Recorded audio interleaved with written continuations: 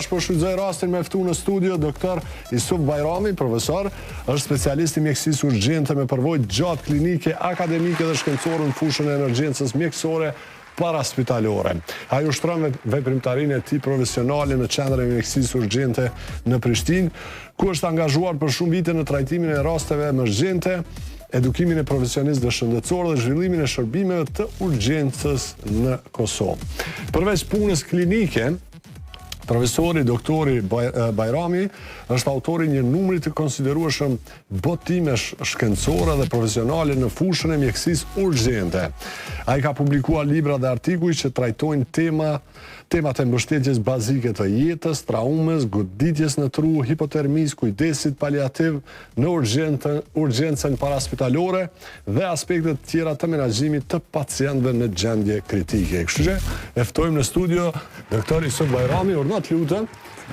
Që kësa janë kështu? Shëndetje. Po shëndetje, mirë se erdhe. Urdhna lutem. Faleminderit.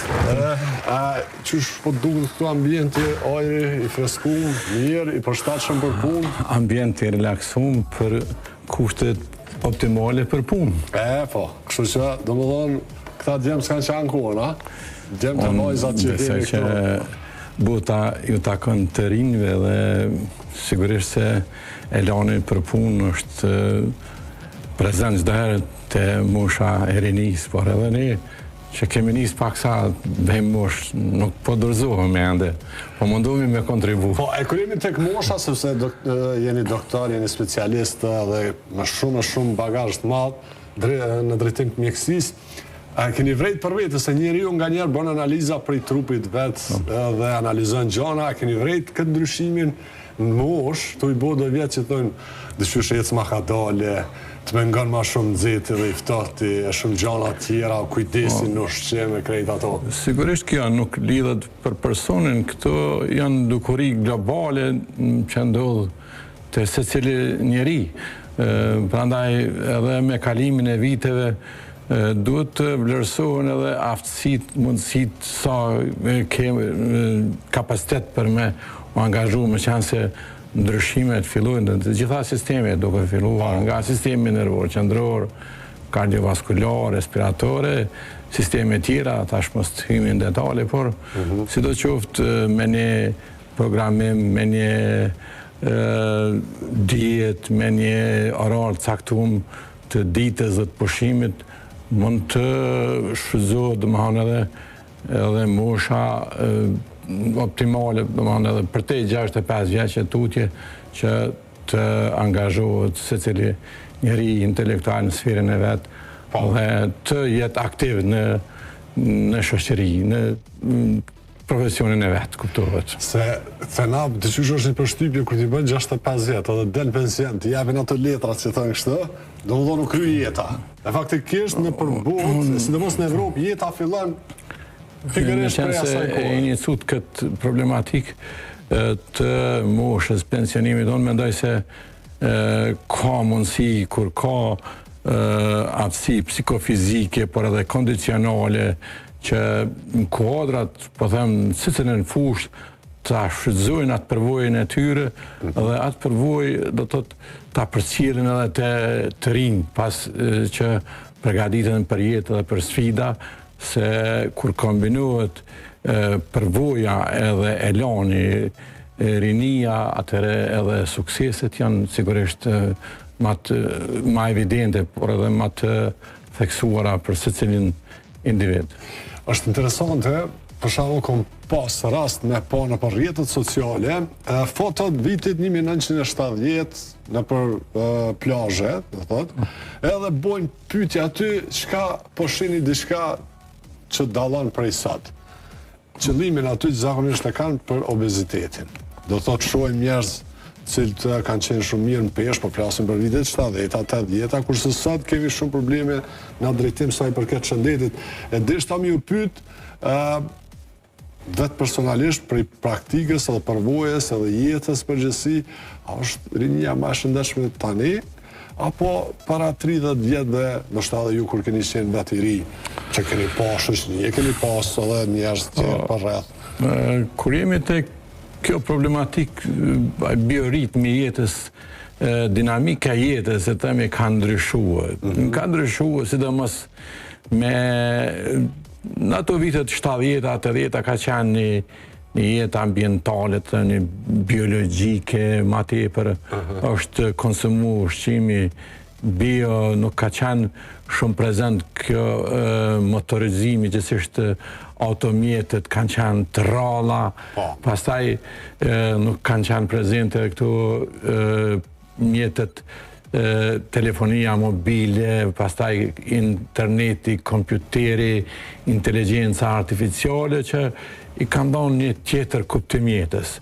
Sigurisht që secila kohë ka atë, se themi, ka atë lezetin e vet. Mirë, po unë gjithëherë i këshilloj edhe studentet e mi, edhe njerëzit, edhe në përgjithësi edhe pacientët me veçanti që kompjuterin, telefonin, pastaj inteligjencën artificiale ta shfrytëzojnë për avancime profesionale, për çështje profesionale dhe ta kufizojnë përdorimin e panevojshëm. Meqense unë jam edhe një prej kuadrat, themi që kam hulumtuar shumë herë edhe aksidentet në trafik.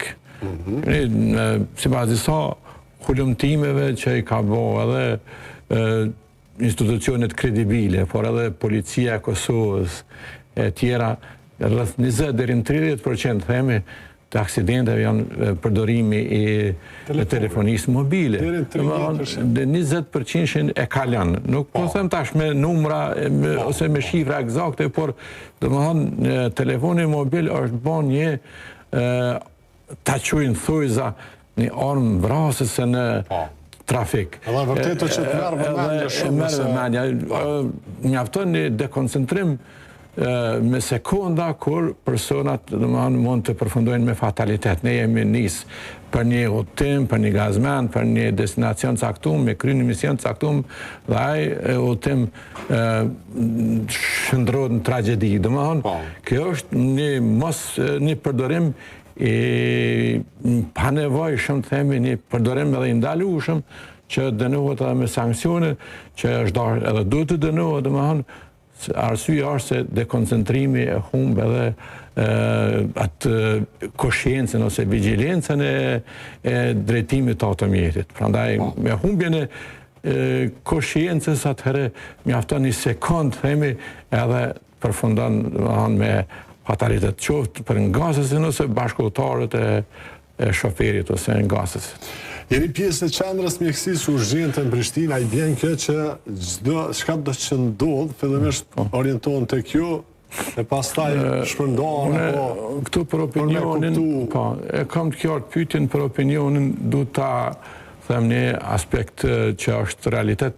Qendra mjekësisë urgjente është një institucion që me ekipet e veta intervenon në vendin e ngjarjes.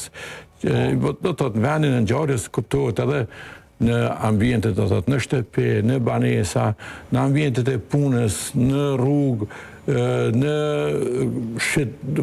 shëtitore, kudo që ndodh një rast urgjent që ka të bëjë me smundje, se që është ataku cerebrovaskular, sulmin tru, ose një goditje në zemër, infarkti akut i miokardit, ose një atak epileptik, ose një hipoglikemi, nëse bëhet fjalë për një fjala bjen intoksikem, apo një goditje astmatike, në vonë sulmi astmatik, nëse flasëm për smundje, nëse flasëm për trauma, si që aksidentet e trafikut, pastaj rrëzimet, lëndimet që më ndodhin, andej lëndimet për në ndodhin edhe nga dhuna, edhe nga përdorimi, madje fatkeqësisht po them edhe nga përdorimi i armëve të zjarrit, gjithherë në vend ndodhje thirret përmes numrit 194, domethënë është linjë emergjente pa pagesë, edhe ekipet intervenojnë me një herë në vendin e ndodhjes. Ne jemi domethënë urgjencë paraspitalore që misioni jonë është të veprojmë sa më shpejt në vend ndodhje, të fitojnë ata minutat e artë, të sigurohet funksionet vitale, frymarrja, qarkullimi, rujtja e dijes, ndalja e gjakderës, edhe ta bëjmë një stabilizim në vend ndodhje që mund të marrë kohë, kushtimisht rreth 10, maksimum 15 minuta, edhe pacienti pastaj me mbikëqyrje mjekësore duke u ruajtur rruga frymarrjes, duke dhënë tretësira infuzive, duke dhënë oksigjen, pastaj pozita adekuate në raste të caktuara, hemostaza, fashimi, lidhja, imobilizimi, gjitha këto janë veprime që i bën ekipi mjekësor, edhe rasti domethënë transportohet edhe në qendrën emergjente spitalore që vazhdon tretmani tutje. Kuptohet që gjatë transportit pacienti nëse bëhet fjalë për smundje, fjala vjen arrest kardiak, ai lidhet me defibrillator. Nëse ka nevojë bëhet defibrimi edhe bëhet kujdesi për cilën parametra. Kjo është detyra e urgjencës paraspitalore. Edhe një aspekt duhet ta sqaroj. Urgjenca paraspitalore bën intervenime, nuk bën vizita. Nësa vizitat kryhen në qendrat e mjekësisë familjare. Ktu është një dallim që duhet ta kuptojnë edhe opinioni edhe pacientët. Se kanë kërkesa që me edhe me vizitë. Como thonë edhe në studio se në urgjencë nuk kërkohet rasti që ka grip, ka një ndezje të fytit, ka një plazmatim, fjala vjen e rinit, një plazmatim huna, apo një bronkit akut, apo një gjendje që mund të menaxhohet, mund shkohet te ambulanca e mjekësisë familjare. Dhe nuk qendra emergjente, qendra e mjekësisë urgjente me ekipet e veta ka për detyrë ta stabilizoj pacientin. Nuk jemi me vendos tash diagnozë eksakte, se diagnoza eksakte vendoset kur bën ekzaminimet, pastaj imazheria radiologjike, biokimike, konsultat e tjera, mund të vendoset pacientin në emergjencë, pastaj kalojnë në repart, caktuar ose në kujdes intenziv. Kjo është ajo zinxhiri që shkon në tretmanin e pacientit. Ndërsa vizitat kontrolluese bëhen në qendrat e mjekësisë familjare. Ndërkohë, mos e anashkaloj edhe një aspekt organizimit të shëndetësisë në kryeqytet, ka filluar të funksionojë edhe të ngritën edhe kapacitetet e kujdesit paliativ. Domethënë, janë ekipet që i ka formuar qendra kryesore e mjekësisë familjare në shërbim i kujdesit paliativ për raste që vujnë nga smundjet kronike, siç është bronkiti kronik obstruktiv, diabeti, pacient që kanë pareza, paraliza, kanë kufizime në lëvizje nga lëndime të ndryshme. Ata, gjithsesi ato ekipe ju shkojnë pacientëve që nuk mundën me qarkullu, gjithsesi me hec deri te qendrat e mjekësisë familjare dhe jo ndihmojnë. Kanë filluar kohëve të fundit, viteve të fundit që të ngrisin ata kapacitetet që dukshëm e lehtëson punën e qendrës mjekësisë urgjente, që në mënyrë që ne të jemi ato ku duhet, në qenë se edhe ne kemi paksa mungesë, ande kemi nevojë për ngritjen e kapaciteteve, sidomos me staf mjekësor, infermieror dhe mjekësor. Kisha dashur me një pyetje, e dim se kemi komunikacionin në kryeqytet, në këtë rast po flasim për Prishtinën, sjellja e qytetarëve ndaj mjeteve të ambulancave që i shohim çdo ditë, i shohim shumë shpesh, apo kanë mundësi qarkullimi të lehtë. Ky problem na ka përcjellë, na ka përcjellë mas luktës. Mirë po, unë kam një kompliment, një falënderim për qytetarët, duke marrë parasysh se shumë prej tyre janë ballavaçuar me shërbimet tona. Edhe tash sa na shohin edhe në trafik me ato mundësi që kanë na lirojnë rrugët, por zvoglimin e reagimit e kanë bërë të mundshme edhe distribuimi i ekipeve. Për shembull, na kemi dy ekipe, ose dy ekipe në qendrën do thot në objekt në qendrës mjekësisë urgjente që është me lokacion afër shkollës Ali Sokolli.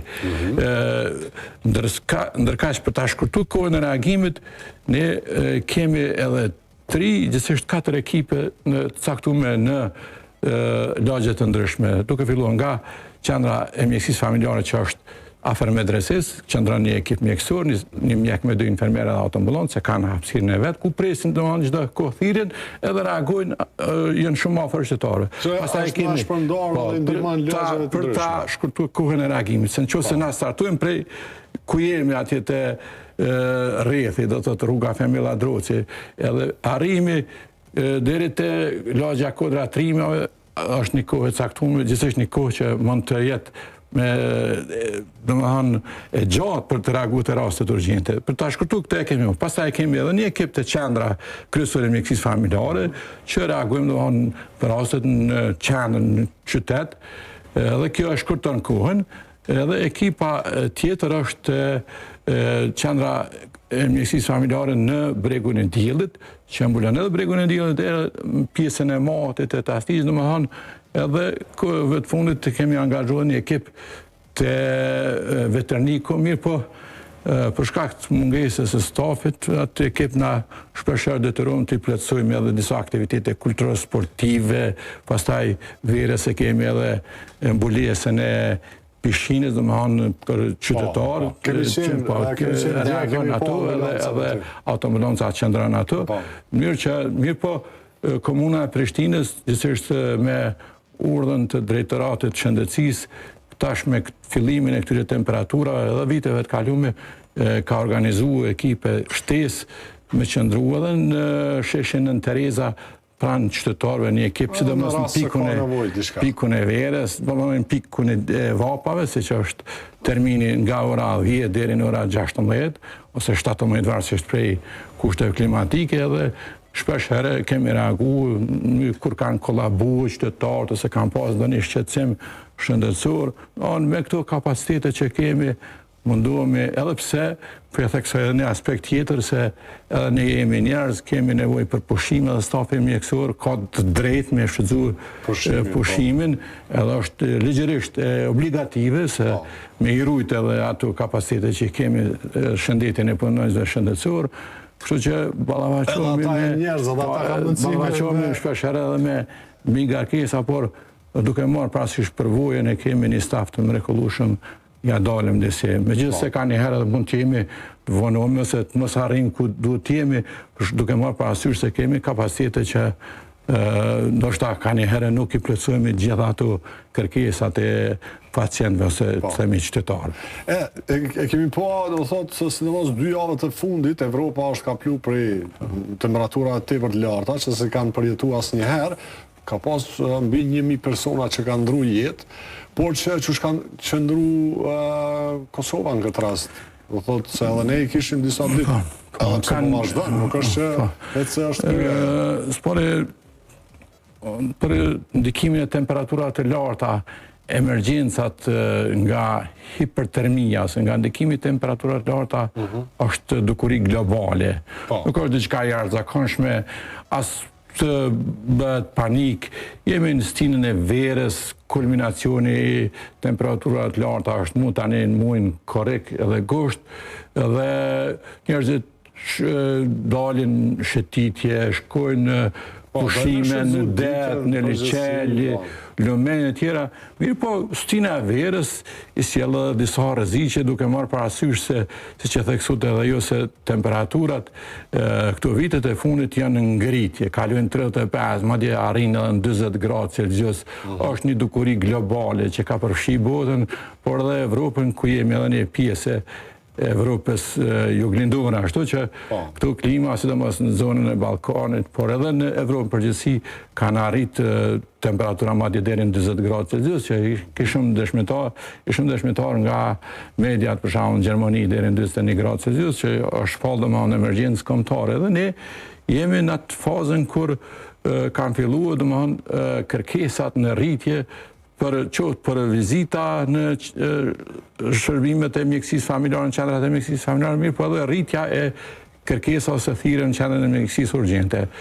Sapo i kontaktua disa përgjegjës të ndërrimeve dhe gjitha raportet janë se kemi një rritje, mesatarja e intervenimit ka qenë 80 deri në 100 pacientë, ndërsa këto javët e fundit, ditët e fundit që kanë filluar rritja e temperaturës, për 24 orë, domethënë ka lënë shifra deri mbi 120 pacientë, do të thonë mbi 120 intervenime brenda 24 orë. Minimalisht 30% rritje. Po them mbi 20% rritje, që është e pritshme.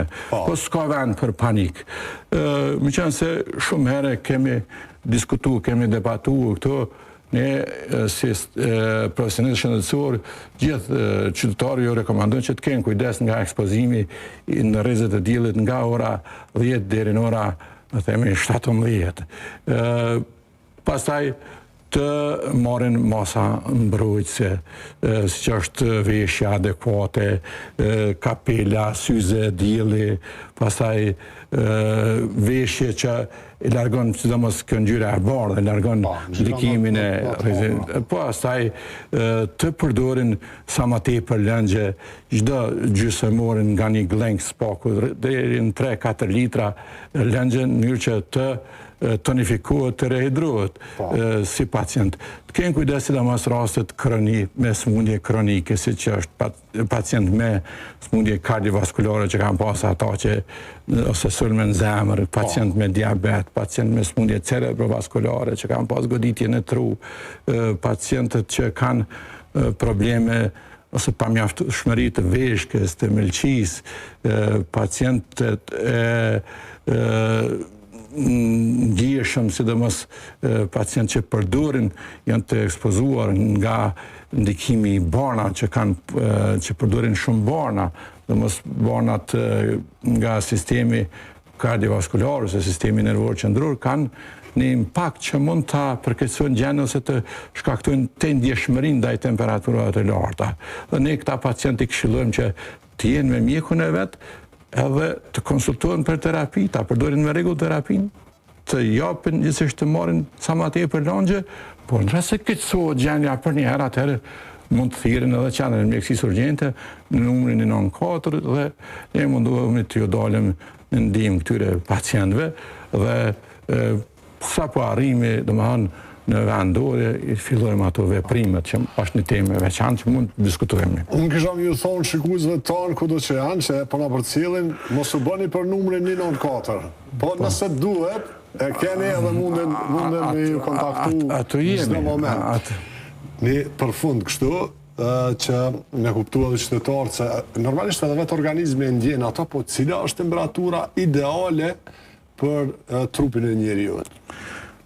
Temperatura optimale është 36.5 dhe 30. organizmit. Temperatura e ambientit, ne e rekomandojmë temperatura 22 deri 25, 26 gradë Celsius. Ajo kishme qenë një temperaturë, se edhe ndryshimi i mrenshëm në krahasim me temperaturën e jashtme nuk i shkon për shtati organizmit. Prandaj një temperaturë 23-4 gradë Celsius është temperatura optimale që mund të shfrytëzohet nga ftosit, kondicionerët, roletnet që mbrojnë nga rrezet e diellit, pastaj krijimin e ambienti me klimatizim, përshtatshëm kuptohet kur ka hije, sidomos në ambientet familjare, nëse kanë hapësira, o barë fjalla bjen mund të qëndrojnë me shiu edhe hijen edhe natyren edhe kënë kujdes sidomos me por edhe ushqimin e rekomandojmë sa ma shumë me përbërje bimore, me fruta, përdorimin e lëngjeve, jo ushqimet të ngarkume, me yndyrra, me fast food, me mishrat e tjerna që mund të shkaktojnë shëgullime gastrointestinale. Prandaj është shumë më rëndësi që të përmbahemi një regjimi të kujdesshëm edhe higjieno dietetik, në qenë se është edhe kjo komponenta e shëgullimeve që themin e gastrointestinale. Por edhe kur shkojnë në det, të kenë kujdes në qasjen, sidomos në pikun e nxehtësisë, mund të tërhiqen, të përdorin kremrat mbrojtëse, mos vjen deri te djegja. Pacientë që kanë nevuse, fjala vjen këto lythat në trup, të kenë kujdes, për arsye se ato rrezet e diellit mund të dëmtojnë, gjithsesi të reaktivizojnë ose të pezmatojnë ato do të thotë nevuse, si quajmë ne, edhe të shkaktojnë ndryshime të padëshirueshme që kanë në raste të ralla të malignizojnë, e tjera. Ka shumë aspekte të kujdesit që çdo pacient ose çdo person të jetë i kujdesshëm në këto temperatura. Qenë se po them, nuk garantohet shëndeti edhe të njerëzit të shëndohen nëse nuk kujdesemi. Për arsye se kjo është një fenomen global, në barë evropian me këtë stimë që ndodhen. Doktor, faleminderit shumë, ishte kënaqësi, edhe shpresoj që qytetarët i kanë kuptuar gjona që prej vetës do të më nisë, me kujdes për veten, me i marrë këshillat tuaja edhe me funksionu. Mendoj se gjithë stafi shëndetësor në këto ditë shoh që shumë kolegë japin këshilla secili në atë këndin e vet. Edhe unë mundova nga aspekti i emergjenca, por një rol të veçantë luajnë edhe qendra emergjente, edhe qendrat e mjekësisë familjare, por edhe Instituti Kombëtar i Shëndetit Publik, i cili po del me disa rekomandime që në formë fletush ka të informohen njerëzit të kenë, domethënë, sa më tepër informata dhe ta mbajmë domethënë stabilitetin e shoqërisë edhe të mos vjen deri te komplikimet. Faleminderit. Doktor, ishte kënaqësi. Ishte kënaqësi. Kaq sa i përket bisedës, mundeni me u liru se unë me vazhdu bisedën tjetër tani, kujdes aty tek pjesa e shkollës, ishte kënaqësi. Faleminderit.